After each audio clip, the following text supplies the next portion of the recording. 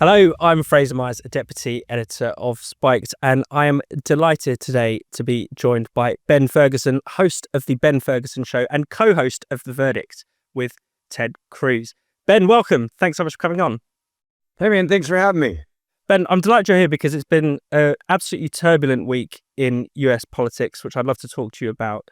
It began with the attempted assassination of the US president of Donald Trump at the White House Correspondents' Dinner. Now, we can talk a little bit about the suspects shortly, but given that this is now what seems like the third attempt, at least the third serious and close attempt on the president's life, I think it's fair to say that regardless of whatever the shooter's particular motives, we can go on to talk about his manifesto, but this is part of a broader pattern now. This is not just one mad person. Yeah, no, it's not. And I think the part that is most concerning for me is the rhetoric from the Democratic Party has not actually calmed down at all. They're doubling down, whether it's late night TV host Jimmy Kimmel doubling down on talking about the First Lady being a widower, to having others in the Democratic leadership, the leader of the House, the Democratic Party, Hakeem Jeffries, talking about maximum warfare and saying, I will not back down from that.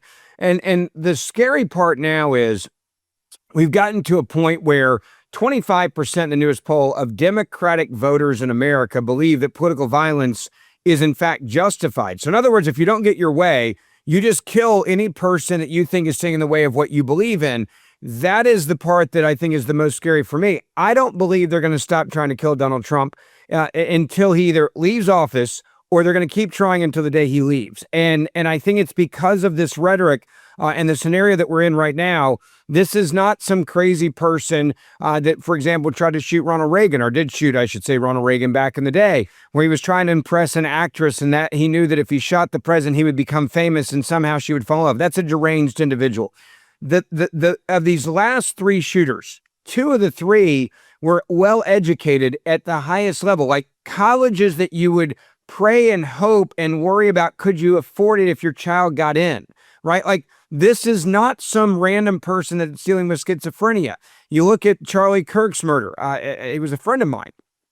That's, again, another example of an individual there who was well-educated. So this has turned into a new norm of the left. If you don't like somebody, you try to imprison them, you try to indict them, you try to lock them up and their family. If that doesn't work, then you just kill Donald Trump. And so I'm not going to sugarcoat it anymore. I said this on CNN, I think it was last night, that this is just the new norm, and I'm not going to act like it's not happening any longer. I'm going to call it out for what it is.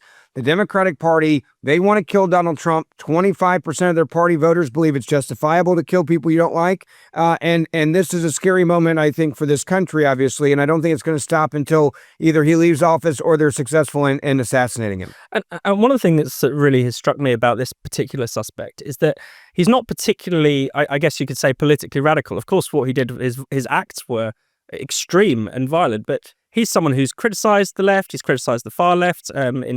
He says he hates the pro-Palestine protests. He hates Hassan Piker, and some of the people you listed as listing all this, using all this violent rhetoric.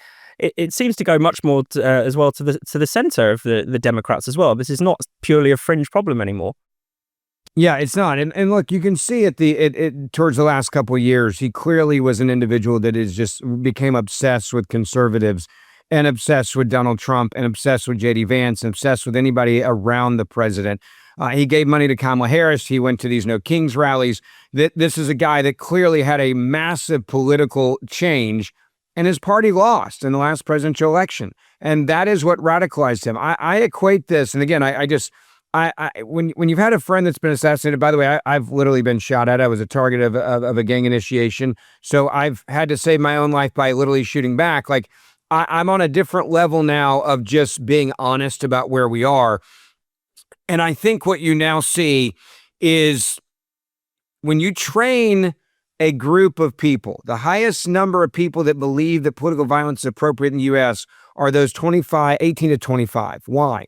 They've been indoctrinated in our schools, and they've been indoctrinated on the university campuses that somehow America is evil, that the idea of capitalism is evil, that you should be ashamed of this country, and that socialism, Marxism, and communism, exactly what we have now in New York City. I mean, you've got a communist there that lied and said everything was going to be free, and then yesterday came out and said, we have a massive budget crisis. So yeah, you ran out of other people's money, and what he wants to do is raise taxes even more and take from the rich, and where the rich doing, they're leaving. Those that work hard are leaving, and you demonize people. And when you demonize the rich, and you demonize conservatives, and you demonize Christians, and you demonize people that support Israel, and you demonize the Jews, you get this. Like, this is, we've seen it throughout history. You can look at Hitler and long before Hitler.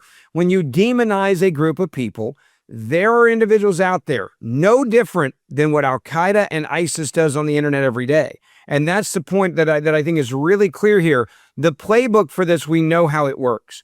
You say things to incite people, you grab a crazy here, you grab another crazy there, you activate them in their mind to do this. How many lone wolf attacks have we had, not only in the UK, but in the US, of people that never went to the Middle East, that never hung out with ISIS terrorists, who then did something in the name of ISIS? That is exactly what we're now witnessing with this third assassination attempt where bullets were fired. By the way, this is the fourth attempt on Donald Trump. There was one that was caught with a shotgun that didn't get to shoot first. So this is the fourth time, and the third time where bullets were actually fired. At the President of the United States of America, there was engagement from Secret Service.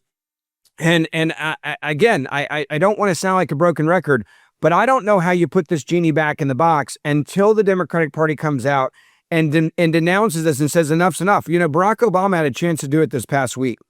And he said, in his statement, we don't know what the motive is. Like, are you insane? There's a manifesto. You can read the manifesto. But he doesn't want to connect this to the Democratic Party, which is in the manifesto. He doesn't want to connect the dots of his rhetoric and Joe Biden's rhetoric and Nancy Pelosi's rhetoric and Chuck Schumer's rhetoric and Hakeem Jeffries' rhetoric, the core leadership of the Democratic Party. I call it the Godfather, right? The gang of those that are in charge. So he says, well, we don't really know the motive. Like, that's a lie. The President of the United States of America, Joe Biden, and Barack Obama both know that's a lie. And half the rhetoric that's inspiring these people is coming from them. And what do you say to people who say, well, you know, this is a problem with both sides. Everyone's got to cool down the rhetoric. Donald Trump uses some fighting talk, to put it mildly. And there have been, of course, incidents of right-wing and far-right violence as well. How do you respond to that kind of challenge? Yeah, look, I think Donald Trump, I don't agree with every tweet he's ever sent out. I think his rhetoric from 2016 to 2020, there was a lot of those tweets that I would not have sent. I wouldn't have advised him to send.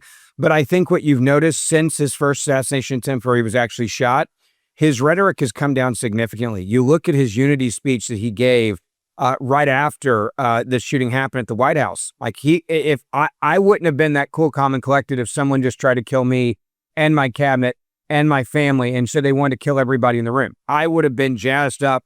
I would have been much more brimstone and fire. And yet the president came out. And by the way, this is what real leaders do.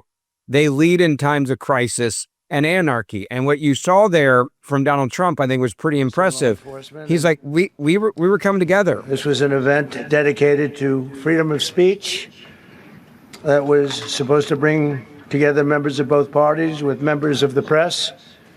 And in a certain way, it did. We were coming together as a press that, by the way, writes all this crap that makes people and inspires people to want to kill me. We were coming together. So I think the president's taken the right tone. Even the day after, I think he had the right tone. He had his conversation with the king. He had a right tone there when even making jokes about it and talking about the UK and the US. And that is what you want. So do I agree with every tweet he's ever sent out? No. But this idea of like shaming or the left justifying people wanting to kill Donald Trump because of Donald Trump's own tweets is absurd. Conservatives, by the way, in the same poll, do not believe that political violence is appropriate. Democrats, 1 in 4, believe that it is. There is a huge difference here between Democrats and Republicans on the issue of violence. And look, I love for this rhetoric to calm down, but it's not coming from my team.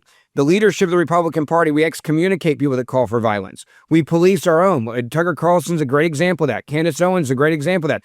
We've excommunicated them. They're on an island by themselves. Fuente, another one, a supremacist. We excommunicate.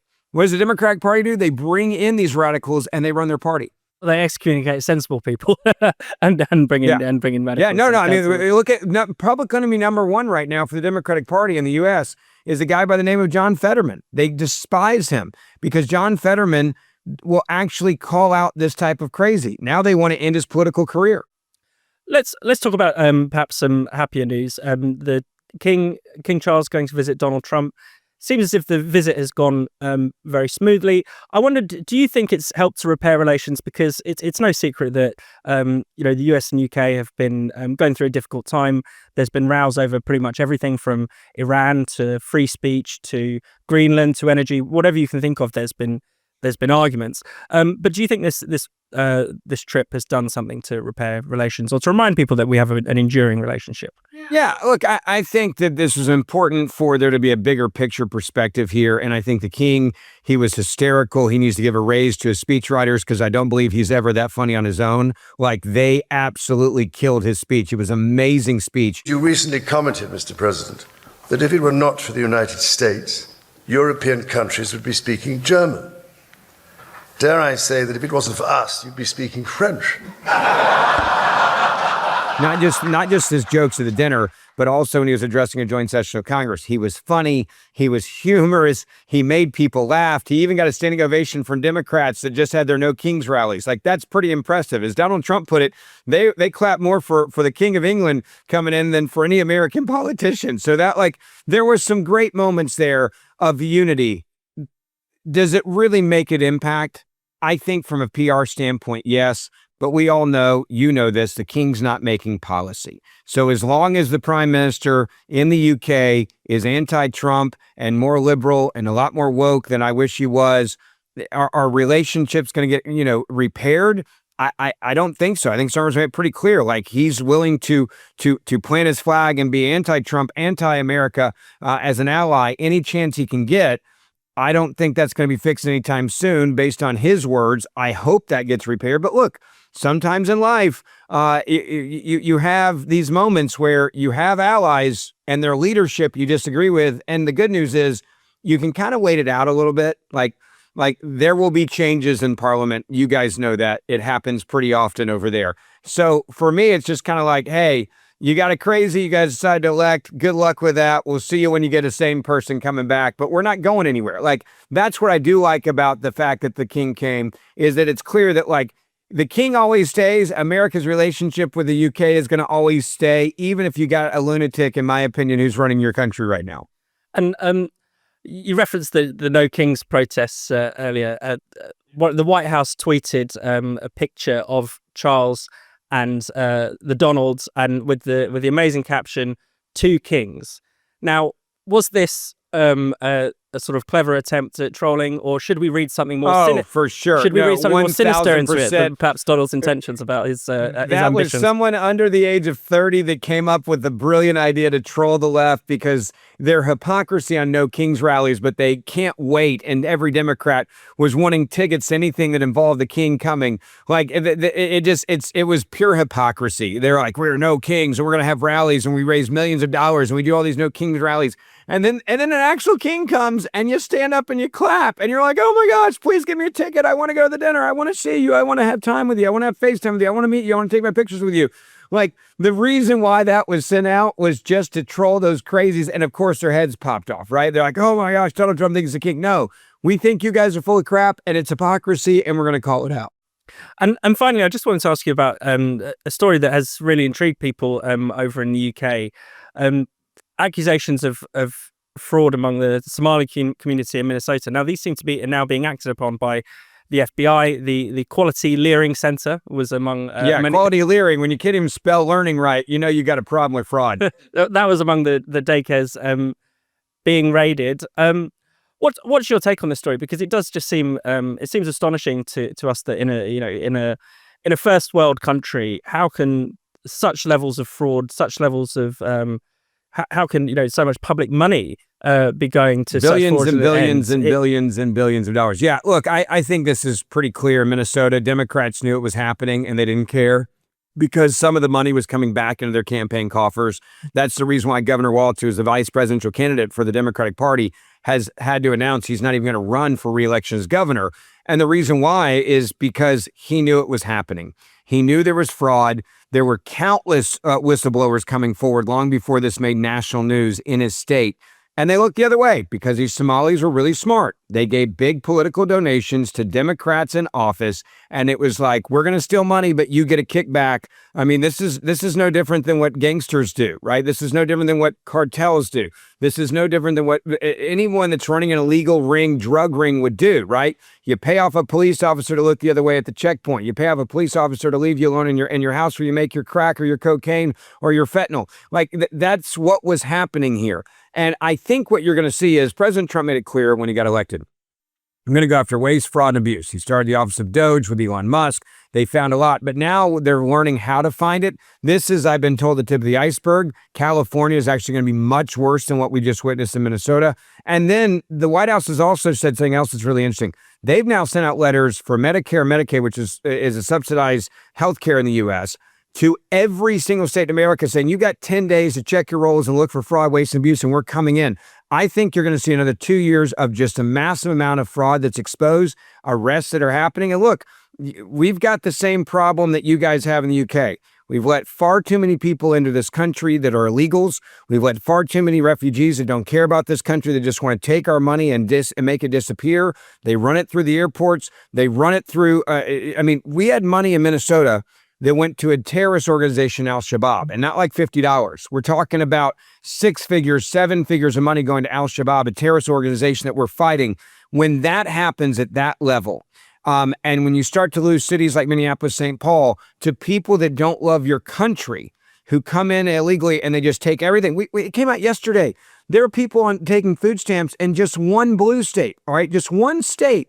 That were like record number, like dozens of people on food stamps driving Ferraris and Lamborghinis, hundreds driving Porsches. Like, this is insane. If you're driving a Bentley, you're right. And we're not talking about one Bentley. I want to be clear. We're talking about dozens and dozens of Bentleys and people on food stamps. So that is what I think is about to happen is you're going to see a lot of this fraud disappear.